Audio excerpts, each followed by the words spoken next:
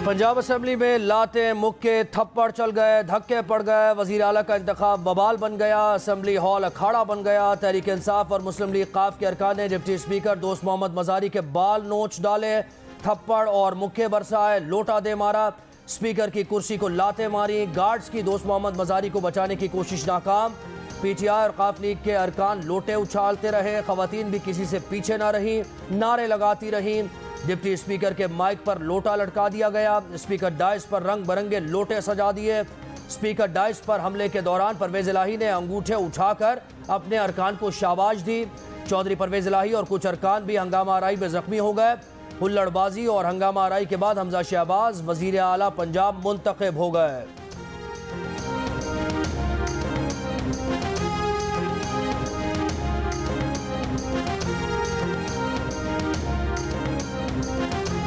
Punjab assembly में मारा मारी के बाद पुलिस का कमांडो एक्शन। हेलमेट पहने पुलिस एहलकार बेकाबू सूरत हाल को काबू करने ऐवान में दाखिल।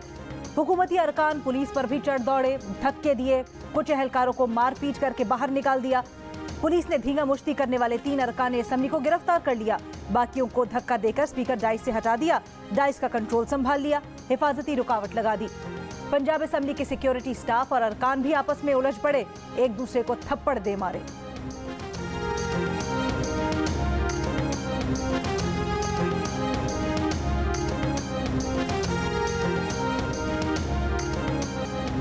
पंजाब असम्बली में तशद्दुद से परवेज इलाही जख्मी, बाजू पर प्लास्टर बांधा गया, ऑक्सीजन मास्क लगाकर असम्बली चैम्बर में मुंतकिल किया गया।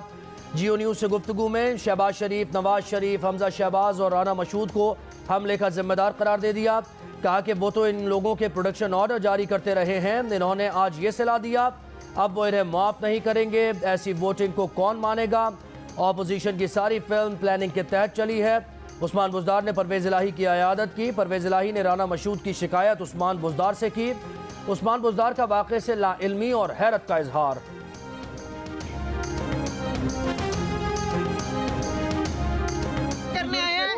हमला किया सुहेल भट्ट ने। अच्छा, जितने गुल्लू भट्ट हैं, हिम्मत है तो आके लड़ो मेरे से। मैं तो आप सर लड़ने जा रहे हैं इस टाइम? लड़ने नहीं जा रहा, मैं पूछने जा रहा हूँ कि एक बुजुर्ग पे हमला करने की क्या जरूरत थी तुम्हें?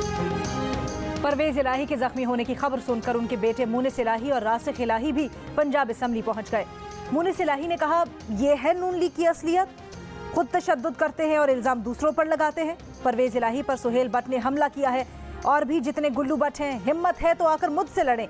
सहाफ़ी ने पूछा कि आप लड़ने आए हैं? इस पर मुनिस इलाही बोले, वो लड़ने नहीं आए, पूछने आए हैं कि एक बुजुर्ग पर हमला करने की क्या जरूरत थी।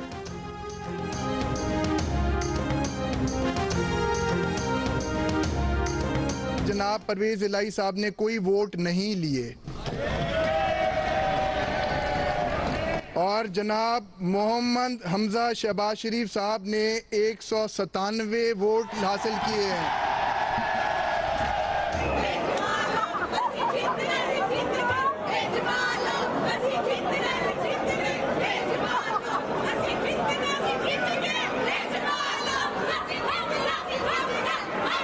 मैं कोई बड़े बड़े दावे करने नहीं आया, अपने साथ कोई खिलाड़ी का नाम लगाकर प्लस करने नहीं आया।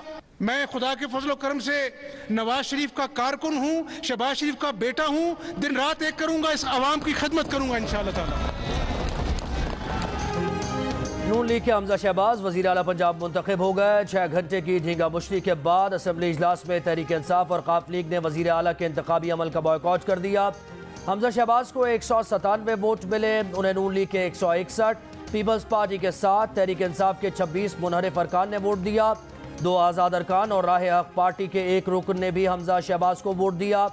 कायद ऐवान मुंतखब होने के बाद खिताब में हमजा शहबाज ने कहा कि इंतकाम का सफ़ा हमने फाड़ दिया है, किसी से इंतकाम नहीं लेंगे, लेकिन कानून अपना रास्ता लेगा। उन्हें खुशी नहीं कि आज कानून नाफिज करने वाले इदारे को ऐवान में आना पड़ा, लेकिन पुलिस ने जो किरदार अदा किया है उन्हें शाबाश देते हैं।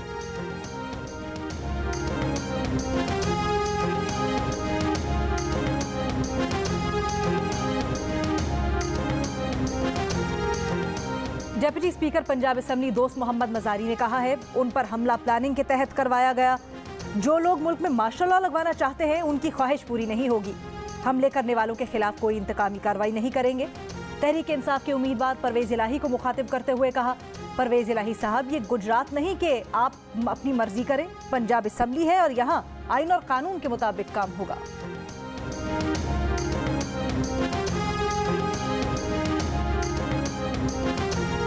परवेज इलाही ने अंदरूनी मीटिंग में ये तक कहा कि एक दो बंदे कत्ल करना पड़े तो कत्ल कर दो, लोगों के सर फाड़ दो, लेकिन आज ये इलेक्शन नहीं होना चाहिए क्योंकि उनके नंबर्स पूरे नहीं। नून लीग के अता तारड़ का इल्ज़ाम, चीफ जस्टिस से सूरत हाल का नोटिस लेने का मुतालबा कर दिया। कहा डिप्टी स्पीकर पर हमला परवेज इलाही की ख्वाहिश पर किया गया, ये दहशत गर्दी है। परवेज इलाही अपने अरकान को कहते रहे आगे बढ़ो, हमला करो। परवेज इलाही मामला खून खराबे तक ले जाना चाहते हैं। PTI ने अदालत के फैसले को पैरों तले रौंदा है।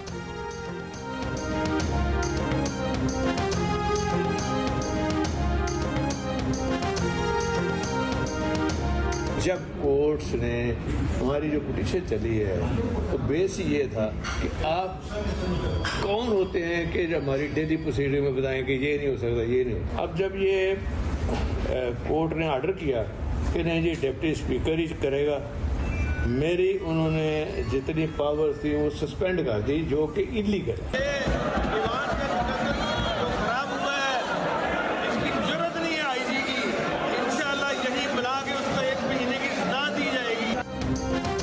आइन के तहत अदालत असेंबली की कार्रवाई में मुदाखलत नहीं कर सकती। अदालत असेंबली की कार्रवाई, रूल्स और तरीकाकार में दखल नहीं दे सकती। तहरीक इंसाफ और मुस्लिम लीग काफ की जानिब से वजारत आला के उम्मीदवार परवेज इलाही का पंजाब असेंबली के पहले सेशन में खिताब। कहा कि पुलिस का हाउस में आना गैर आईनी है, हम IG को 3 माह की सजा दे सकते हैं। इस वक्त मुल्क मुकम्मल सिविल नाफरमानी से बस कुछ दूर है। इमरान खान ने अब तक तहम्मुल का मुजाहरा किया है, लेकिन बहुत जल्द मामलात उनके हाथों से भी निकल जाएंगे। फिर इम्पोर्टेड लीडर मुल्क छोड़ने के काबिल नहीं होंगे। तहरीक इंसाफ के रहनुमा फवाद चौधरी का बयान। एक और बयान में कहा कि इस वक्त मुल्क में जो हालात हैं उसकी जिम्मेदारी सियासी लोटों के मुस्तकबिल के हवाले से केस का फैसला न करने से जुड़ी है। अगर आइन का आर्टिकल 63A असल रूह में नाफिज कर दिया जाता तो हालात में तनाव कहीं कम होता।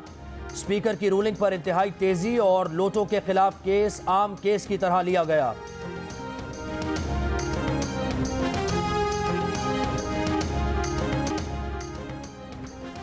तहरीक इंसाफ के मुनहरिफ रुकने कौमी असम्बली राजा रियाज का इस्तीफे देने से इनकार। कहा लोटा सिर्फ एक इमरान खान है, इमरान खान को चाहिए था ऑपोजिशन में बैठते, डट कर मुकाबला करते। हम PTI में हैं, जो भगौड़े हैं वो भाग गए हैं, ऐवान में रहकर भरपूर किरदार अदा करेंगे।